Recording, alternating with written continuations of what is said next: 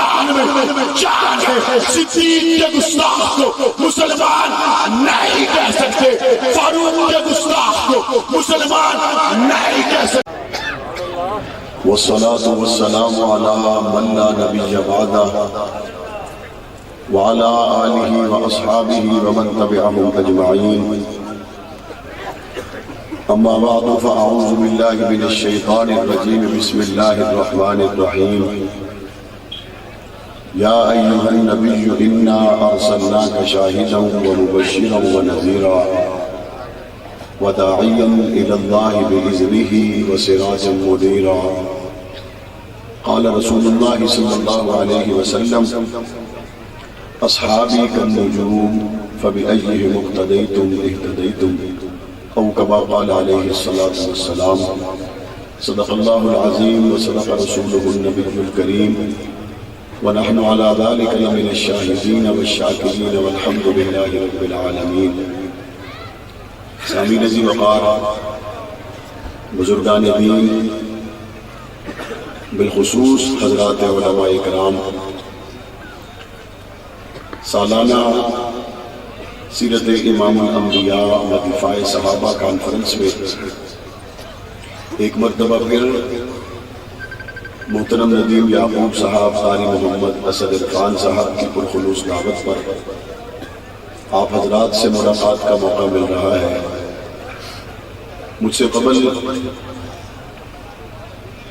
مجاہد اسلام علامہ غازی اورنگزیب فاروقی صاحب دامت برکاتہم العالیہ کا بلبلہ انگیز خطاب آپ کی سماعتوں کی نظر ہو چکا ہے۔ ماہ ربیع الاول ہے، میرے نبی صلی اللہ علیہ وآلہ وسلم کے تذکرے دنیا بھر میں محافل و مجالس میں، تقریبات میں،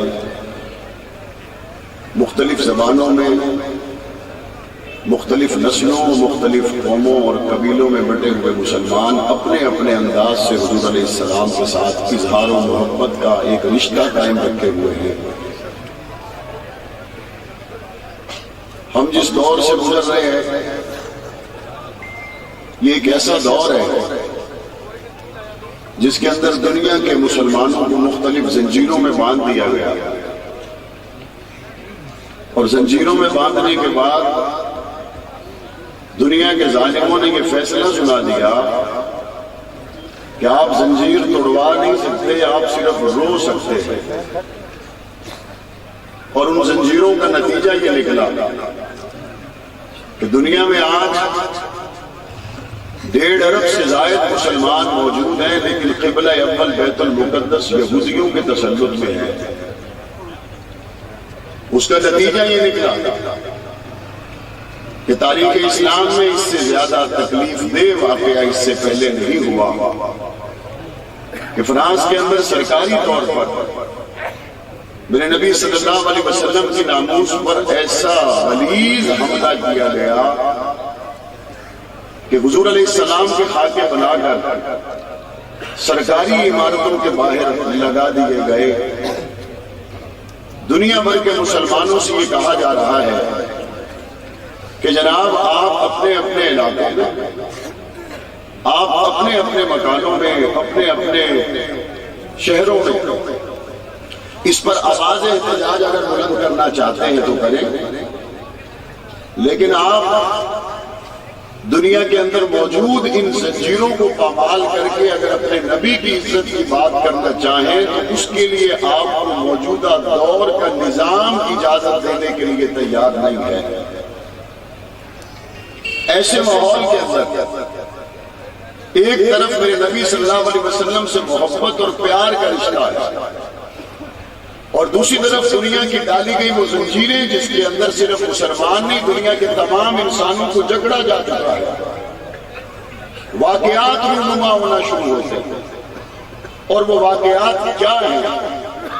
چند دن پہلے آپ نے دیکھا فرانس کے اندر ایک نوجوان جو اپنے کیمرے سے اپنی ویڈیو خود بناتا ہے اور بنا کر یہ کہتا ہے کہ ہو سکتا ہے کہ میری زندگی کا آخری پیغام ہو، اور وہ کہتا ہے میں پردیس میں روٹی کمانے کے لیے آیا تھا، میرا یہاں پر آنے کا مقصد اپنے بچوں کا، اپنے رشتہ داروں کا پیٹ پالنا تھا، لیکن اس ویڈیو میسج میں وہ یہ بتانے کی کوشش کرتا ہے کہ وہ روٹی پیچھے رہ گئی، وہ کنبہ قبیلہ اور خاندان پیچھے رہ گیا۔ میں نے اس ملک میں یہ فیصلہ کیا ہے کہ جس بدبخت نے میرے نبی کی شان اقدس میں گستاخی کی ہے، میں صبح جاؤں گا اور اس کا کام تمام کروں گا۔ وہ 9 عمر صبح نکلتا ہے، ایک بڑا دھاری دار آلہ اس نے خریدا اور ٹوکے کے وار کیے۔ گستاخ تو ہسپتال میں ہے، یہ عاشق رسول گرفتار ہو چکا۔ کہا کہ جناب یہ پاکستان کے اندر تشدد ہے، پاکستان کے اندر ملاؤں نے تشدد کر دیا، جس کے نتیجے میں فرانس کے اندر یہ نوجوان کمائی کے لیے آیا اور اس نے اشتعال میں آنے کے بعد دھاری دار آلے سے وار کیا اور اس کو قتل کرنے کی کوشش کی۔ کسی نے اس کو نہیں کہا کہ بدبخت تو نے حضور کی شان میں گستاخی کی جسارت کیوں کی۔ کسی نے اس کو نہیں کہا کہ لعین ملعون بے ایمان تو نے کملی والے آقا کی شان اقدس میں گستاخی کا ارتکاب کیوں کیا۔ الٹی گنگا بہ رہی ہے۔ کہا کہ نہیں، یہ بچہ اس نے قانون کو ہاتھ میں لیا، وہ کرے تو آزادی اظہار رائے اور یہ کرے تو اس کو موجودہ دنیا کے نظام اجازت نہیں دیتا۔ چند دن گزرنے کے بعد پھر کیا ہوا؟ چیچنیا سے تعلق رکھنے والے ایک سرفروش نے گستاخ رسول کا کام تمام کر دیا۔ چیچنیا کے مسلمانوں نے جب غیرت ایمانی دکھائی تو فرانس کے رہنے والے سمجھ گئے کہ یہ مسئلہ عراقائی نہیں، یہ پاک پیغمبر کی محبت چیچنیا میں ہو تب بھی اپنا اثر دکھاتی ہے، پاکستان میں ہو تب بھی اپنا اثر دکھاتی ہے۔ یہ میرے نبی کی محبت عامر چیمہ کی شکل میں ہو تب بھی اپنا اثر دکھاتی ہے۔ یہ میرے نبی کی محبت غازی المدین کی شکل میں ہو تب بھی اپنا اثر دکھاتی ہے۔ یہ میرے نبی کی محبت ممتاز قادری کی شکل میں ہو تب بھی اپنا اثر دکھاتی ہے۔ یہ میرے نبی کی محبت غازی فیصل کی شکل میں ہو تب بھی اپنا اثر دکھاتی ہے۔ یہ میرے نبی کی محبت حق نواز کی شکل میں ہو تب بھی اپنا کام دکھاتی ہے۔ دیکھنے والا دیکھنے لگا اور پابندیاں لگانے والا سختیاں کرنے لگا اور کیا کہتا ہے، میں گستاخ کو نہیں روک سکتا، میں گستاخ کی زبان کو لگام نہیں ڈال سکتا، چونکہ اس کو آزادی اظہار رائے موجودہ نظام دیتا ہے۔ میں نے کہا پھر باتیں طے ہو گئی، ایک طرف تیرا نظام ہے، دوسری طرف تیرا ایمان ہے۔ ایک طرف تیرا نظام یہ کہتا ہے تیرا ہاتھ نہیں اٹھے گا، دوسری طرف تیرا ایمان کہتا ہے میں بیوی بچے قربان کر سکتا ہوں، کملی والے کی محبت پہ سمجھوتا نہیں کر سکتا۔ ایک طرف تیرا نظام کہتا ہے گستاخوں کو کھلی عام چھٹی دی جائے، ایک طرف میرا ایمان کہتا ہے جان جائے تو جائے، مصطفیٰ کے گستاخ کے لیے رعایت نہیں ہو سکتی۔ تم اپنے نظام کو سامنے لاؤ، ہم اپنے ایمان کو سامنے لائیں گے، پتہ چل جائے گا جیت ایمان کی ہوتی ہے، نظام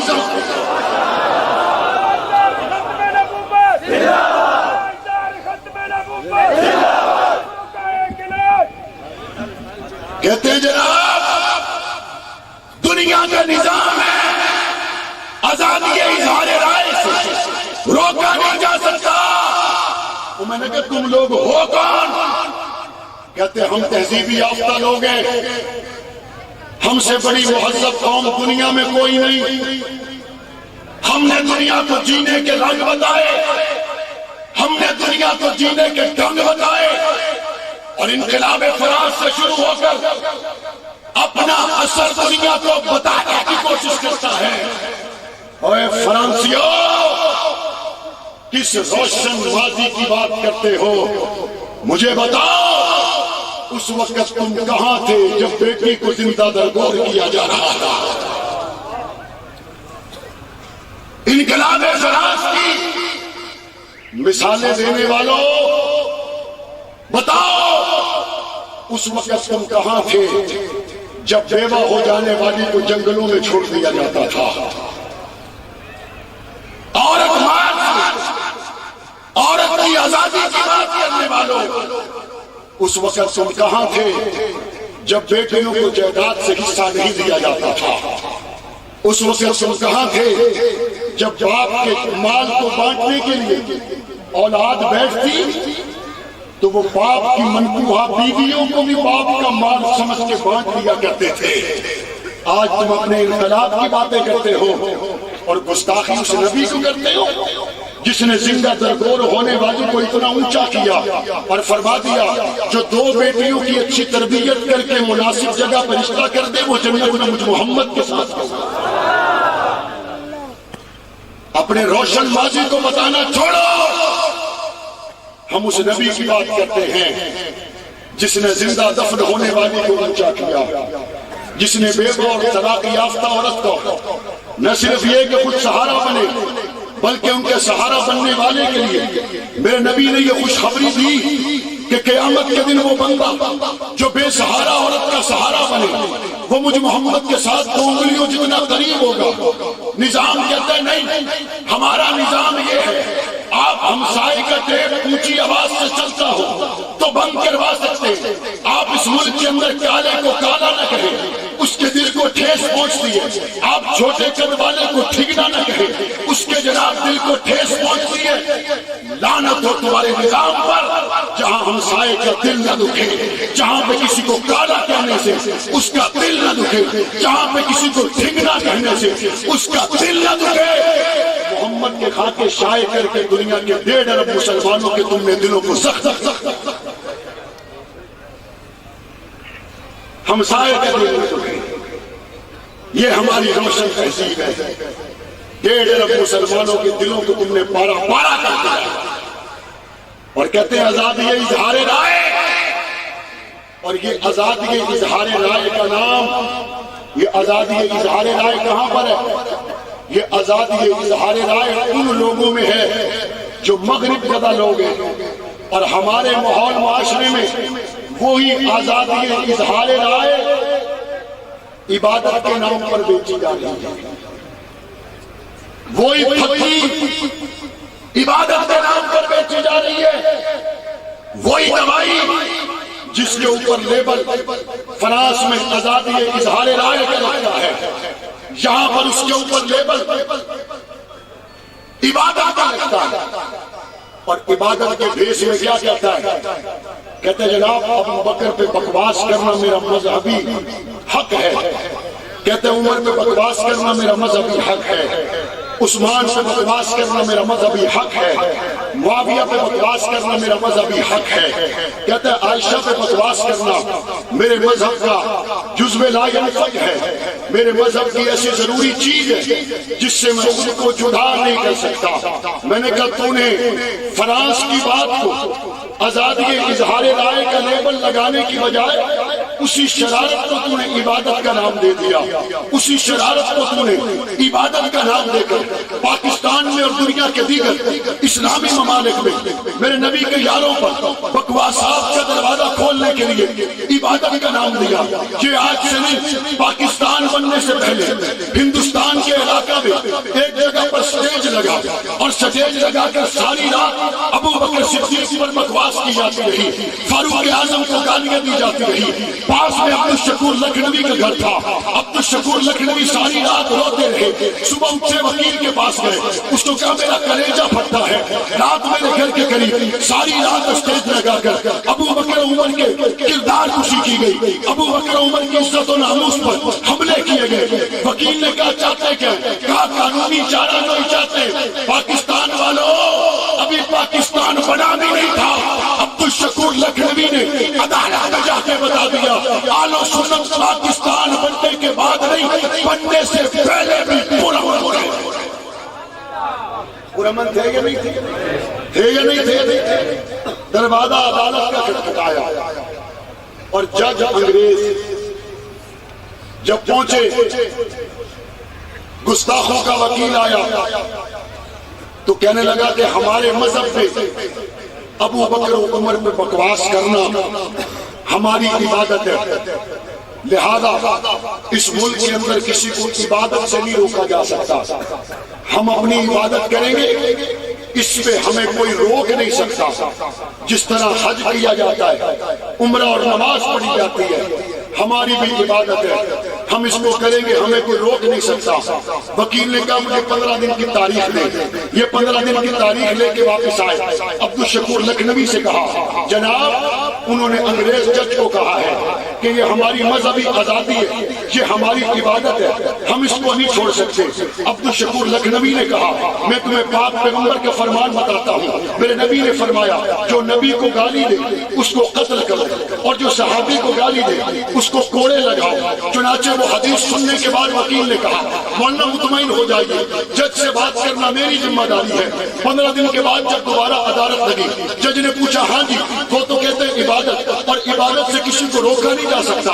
وکیل نے حدیث دکھائی پاک پیغمبر کی اور جواب دے کے کہا جج صاحب بات اتنی ہے، اس کی نظر میں صحابہ کو گالی دینا عبادت ہے، اور جو گالی دے اس بندے کی مرمت کرنا میرے مذہب میں عبادت ہے۔ اس کو کہو یہ اپنا کام کرے، میں اپنا کام کرتا ہوں، یہ اپنی عبادت کو آگے بڑھائے، میں اپنی عبادت کو آگے بڑھاتا ہوں۔ جب یہ بات ہوئی تو گستاخ کے وکیل نے کہا نا جی نا، ہم یہ عبادت کرنے کے لیے تیار کوئی نہیں۔ بات سمجھ میں آ گئی، جب گوڑوں کی وجہ سے کوئی عبادت سے پیچھے ہٹ جائے وہ عبادت نہیں ہوتی، وہ شرارت ہوتی ہے۔ آؤ نا ذرا، میں صدیق کی صداقت کی بات کرتا ہوں، عبادت سمجھ کے کرتا ہوں، فاروق کی عدالت کی بات کرتا ہوں، عبادت سمجھ کے کرتا ہوں۔ بناؤ قانون، اگر کوئی یہ کہے جو صدیق کی صداقت کی بات کرے گا تختے دار پہ چڑھا دیا جائے گا، چڑھاؤ تختے دار پر، تب بھی صدیق کے نعرے لگائیں گے، چڑھاؤ تختے دار پر، فاروق کے نعرے لگائیں گے۔ ہاتھ کھڑا کر کے بتاؤ نبی کے صحابہ کی عزت سے روکنے کے لیے گولی چلے تب بھی ترانے پڑھو گے یا نہیں پڑھو گے؟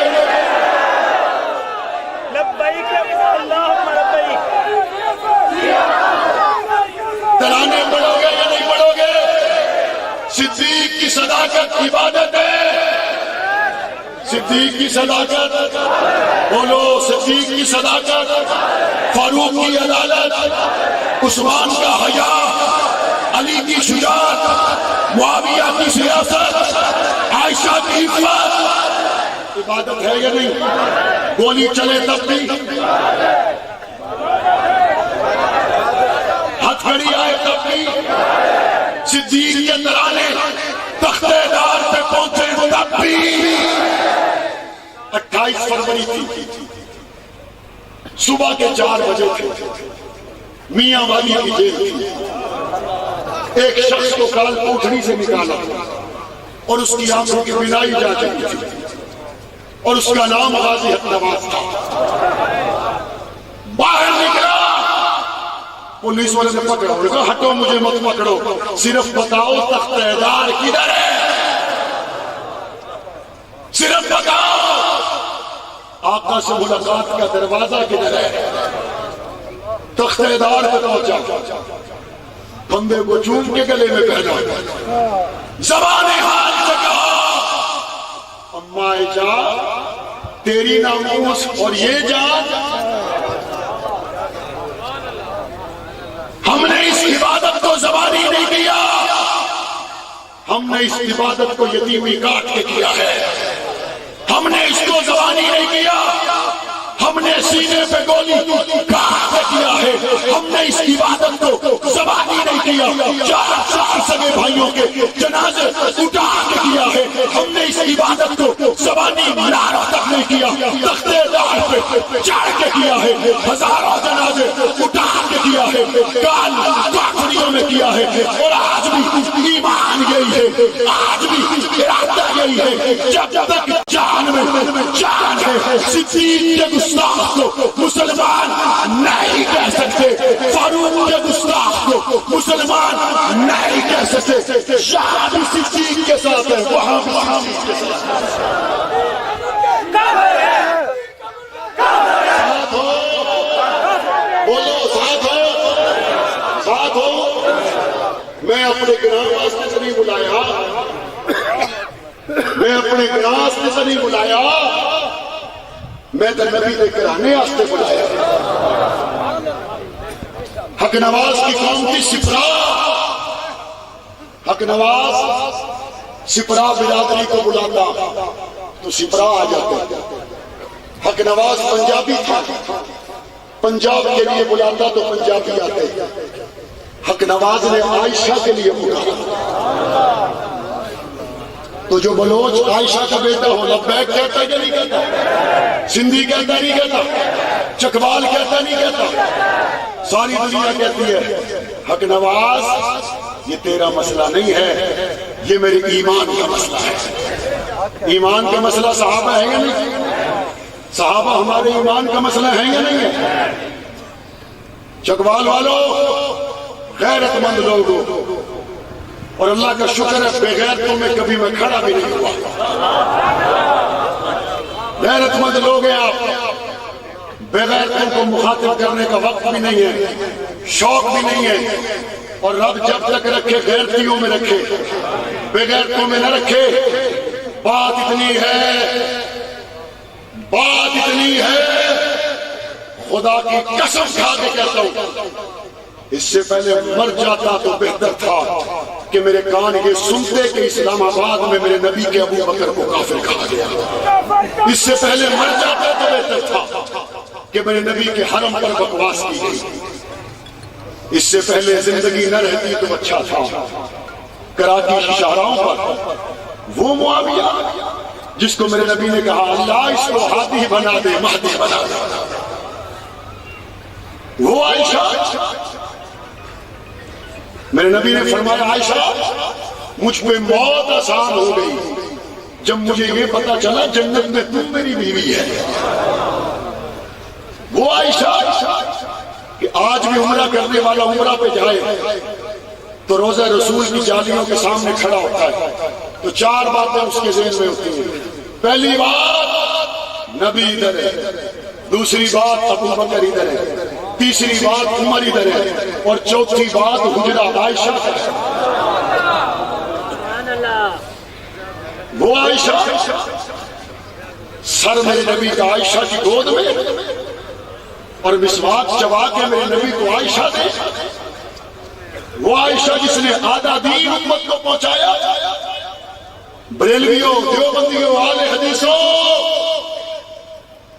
قیامت میں اگر ابو بکر نے پوچھ لیا کہ یا رسول اللہ میرے پر میری بیٹی کی عزت پہ حملے ہو رہے تھے، یہ بریلوی دیوبندی آپس میں جھگڑا کر رہے تھے،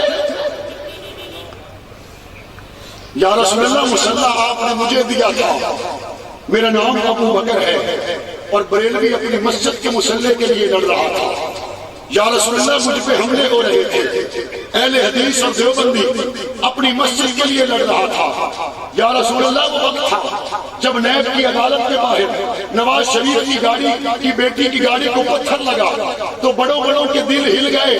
یا رسول اللہ میری بیٹی کی عزت پہ حملے ہوئے، کسی کی زبان نہیں ہلی. کس دور سے کس چوراہے پہ آگے کھڑے ہو گئے؟ ایک دو تین جگہ پر نہیں، 300 کے قریب مقامات پر حضور کے اصحاب کی گستاخی کی گئی.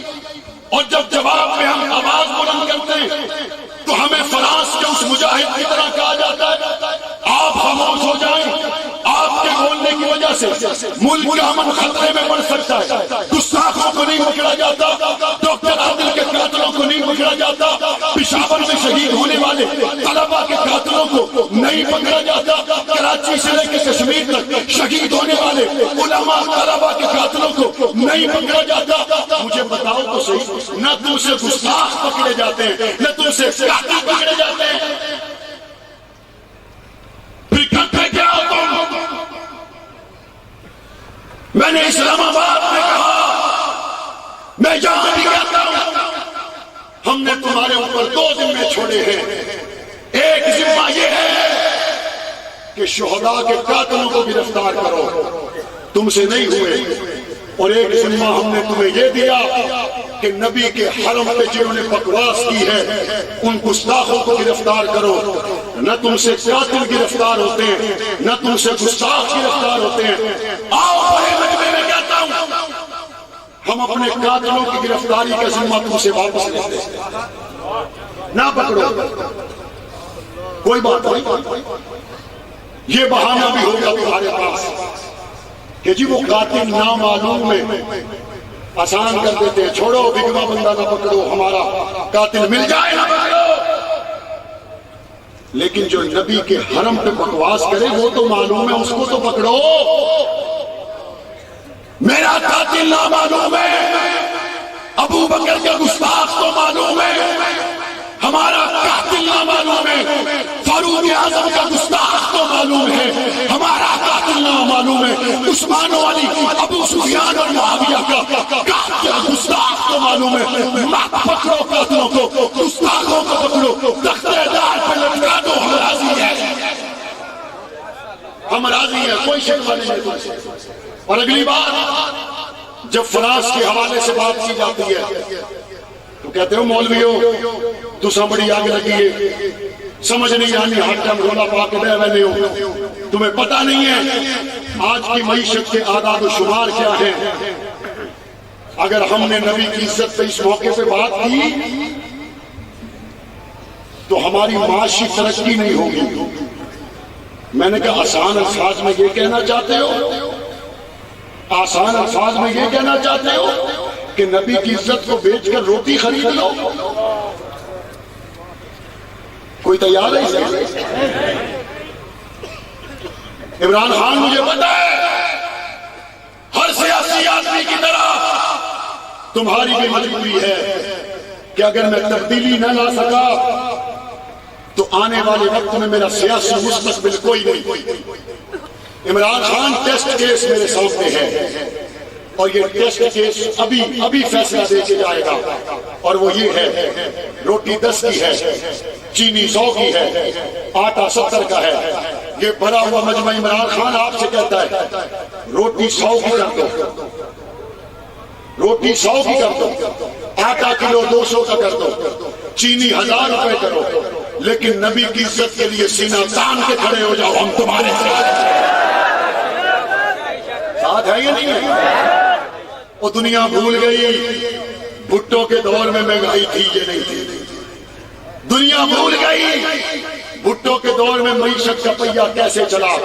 دنیا کو صرف ایک بات یاد ہے کہ بھٹو نے نبی کی عزت کا قانون بنایا تھا، ایک ہی بات یاد ہے، ریاست مدینہ کا نعرہ لگانے والوں، تاجدار مدینہ کی عزت تم کر جاؤ، ریاست مدینہ کے ستون ابو بکر عمر عثمان و علی کی عزت کا تحفظ تم کر جاؤ۔ تم بھوکے پیٹ بھی رہ کے تمہارے ساتھ، بھوکے پیٹ کے ساتھ ہو یا نہیں؟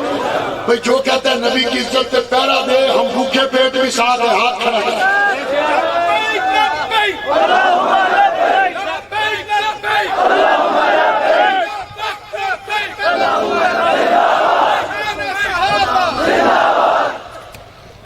یہ ریفرینڈم ہو گیا، اب یہ جا کے اس کو بتائیں تو وہ کہے گا وہ جی آپ کی محبت اپنی جگہ پر، گل تو پھر مولویاں نہیں کی تھی نا، گل تو جذبے والی تھے، مولویاں والی، اور میں نے کہا میں نے نہیں کی، میں نے نہیں کی۔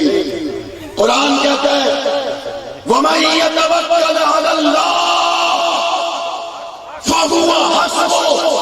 قرآن کہتا ہے جنہوں نے بھروسہ اللہ پہ باندھا، جنہوں نے توکل اللہ پہ کیا، اللہ ان کی مدد کرے گا، کرے گا، کرے گا۔ فضائے بدر پیدا کر اتر سکتے ہیں فرشتے تیری نصرت کو گردوں سے قطار اندر قطار۔ اللہ کیا کہتا ہے توکل کرو تو راستے کون بنائے گا؟ بولو کون بنائے گا؟ بلند آواز سے وہ کہتے جی راستہ تو بن جائے گا، معیشت کا کیا ہوگا، جی ڈی پی کا کیا ہوگا؟ قرآن کو پتا تھا ایسے لوگ بھی آنے ہیں۔ قرآن کہتا ہے وَيَرْزُقْهُ مِنْ حَيْثُ لَا يَحْتَسِبُ، میں تمہاری معیشت کو وہاں سے مضبوط کروں گا، تمہارا گمان بھی نہیں ہوگا کہاں سے مضبوط کیا۔ تو قرآن کی ماننی چاہیے نہیں ماننی چاہیے؟ ماننی چاہیے نہیں ماننی چاہیے؟ اور جنہوں نے قرآن کی مانی وہ بچے ہوئے ہیں، اور جو قرآن والوں کے مقابل آئے تھے وہ بش کلنٹن کہیں نظر آ رہے؟ ہم کل بھی گنبد خضرا کے مکینوں کے ساتھ تھے، آج آج کی وفاؤں کے سائے میں ہیں، آخری دم تک ختم نبوت کے لیے، ناموس صحابہ اہل بیت کے لیے قائم تھے، قائم رہیں گے۔ آج کے اس جوان سے کہتا ہوں، اٹھ شیر مجاہد ہوش میں آ، تعمیر خلافت پیدا کر، کیوں فرقے فرقے ہوتا ہے، اب ایک جماعت کو پیدا کر تو بھی ترقی دنیا میں، اسباب تجارت پیدا کر، قارون کی دولت ٹھکرا دے، عثمان کی دولت پیدا کر، اسلام کے دم تو بھرتا ہے، کفار سے پھر بھی ڈرتا ہے، کیا تو اسلام کا نام نہ لے، کیا شوق شہادت پیدا کر، دل سے یہ کہہ کر گھبرائے نہ، حالات بدلنے والے ہیں، جو کاٹے بن کر آئے تھے وہ لمحے ٹلنے والے ہیں، مظلوموں کی آہوں نے شولوں کے دائیں بہنے ہیں، یہ جاز سیادوں کے اب سرنے کرنے والے ہیں، ہمت تری طوفانوں میں جذبوں کو ہمارے چھین سکے، کتنا ہم سے الجھو گے ہم اور